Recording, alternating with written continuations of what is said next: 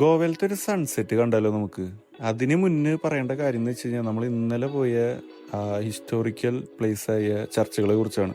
നമ്മൾ ഓൾറെഡി അതിൽ ഡീറ്റെയിൽ ആയിട്ടുള്ള ഒരു വീഡിയോ കഴിഞ്ഞ എപ്പിസോഡിൽ ചെയ്തിട്ടുണ്ട്. അപ്പോൾ അത് കഴിഞ്ഞിട്ട് നമ്മളിപ്പോൾ വന്നിരിക്കുന്നത് കാരോളിയം ബീച്ചിലത്തെ ഒരു ഈവനിങ് വൈബ് കാണിക്കാൻ വേണ്ടിയിട്ടാണ്. ഇവിടെ മെയിനായിട്ട് കൂടുതലും ഇതേപോലത്തെ സീ ആക്ടിവിറ്റീസാണ് നമുക്ക് എവിടെ നോക്കിയാലും കാണാൻ സാധിക്കുക.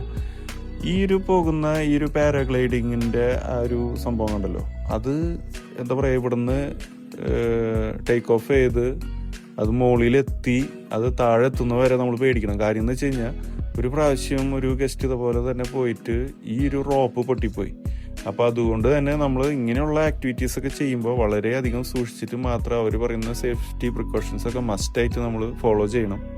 പിന്നെ ഇവിടെ ഒരുപാട് വെയിറ്റിംഗ് ഷെഡുകൾ പോലെയൊക്കെ ഇവർ അടിച്ചിട്ടുണ്ട്. പക്ഷെ ഇതൊക്കെ ഹോട്ടൽസ് ആണ്. ഇപ്പോൾ ഒരു 1000 റുപ്പീസ് കൊടുത്തു കഴിഞ്ഞാൽ നമുക്ക് ഇവിടെ സിറ്റിംഗ് ഒക്കെ കിട്ടും.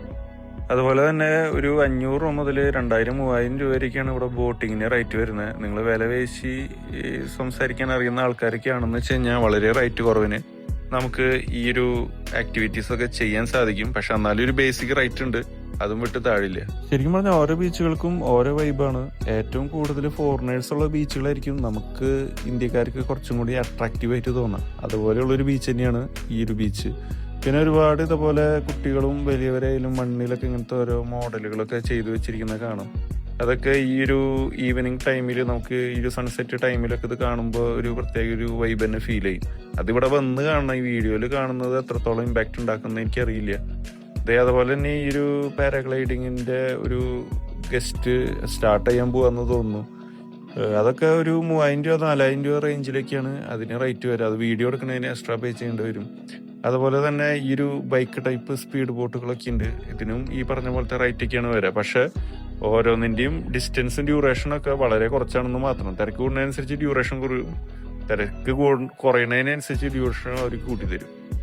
അങ്ങനെയൊക്കെയാണ് ഈ ഒരു ഈവനിങ് സായാഹ്ന അനുഭൂതികൾ നമുക്ക് ഗോവയിൽ ആസ്വദിക്കാൻ സാധിക്കുക. പിന്നെ രാത്രി ആയി കഴിഞ്ഞാൽ വർണ്ണമനോഹര കാഴ്ചകളാണ്. ഇതുപോലെ വളരെ അടിപൊളി ലൈറ്റ് അറേഞ്ച്മെന്റ്സും കാര്യങ്ങളൊക്കെ ചെയ്ത് ചിലയിടത്തൊക്കെ ഡിസ്കോ ലൈറ്റ് ഒക്കെ ഇട്ട് സംഭവം അടിപൊളിയാണ്. ഈവനിങ് വൈബിൽ ഈ ഗോവയിൽ ബീച്ചിന് പുറത്ത് കൂടുതലും റെസ്റ്റോറൻറ്റുകളിൽ ഇരിക്കുന്നത് ഫോറിനേഴ്സ് ആയിരിക്കും. അവർ ഓരോ ബിയറൊക്കെ പൊട്ടിച്ച് ഈവനിങ് നൈറ്റ് 12 മണി വരെയൊക്കെ ചിലപ്പോൾ ഇരിക്കും. ഇപ്പം ഈ ഒരു ഹോട്ടലിലൊക്കെ ഫുള്ള് ഫോറിനേഴ്സാണ്. അവർക്ക് വേണ്ടിയിട്ടുള്ള കാര്യങ്ങളൊക്കെയാണ് ഇവിടെയുള്ള സകലമാന കടകളിലും നമുക്ക് കാണാൻ സാധിക്കുക. അതുപോലെ ബ്ലാക്ക് ടോക്ക് എന്ന് പറയുന്ന ഈ ഒരു സ്ഥാപനം, അതായത് വൈൻ ഷോപ്പിൽ നിന്നാണ് ഞാൻ ഒരു കുപ്പി ഈവനിങ് വാങ്ങിയത്.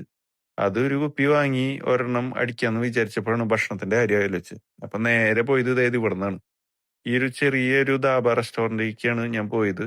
വാങ്ങിയ ഫുഡ് എങ്ങനെയുണ്ടെന്ന് ചോദിച്ചു കഴിഞ്ഞാൽ ഒടുക്കത്തെ ഫുഡായിരുന്നു. ഒടുക്കത്തെ മസാലയും ഒടുക്കത്തെ സംഭവങ്ങളൊക്കെ ആയിരുന്നു. അതുകൊണ്ട് എന്റെ വയറിന് പിടിച്ചില്ല. എന്റെ ഒരു ദിവസം അങ്ങനെ പോയി.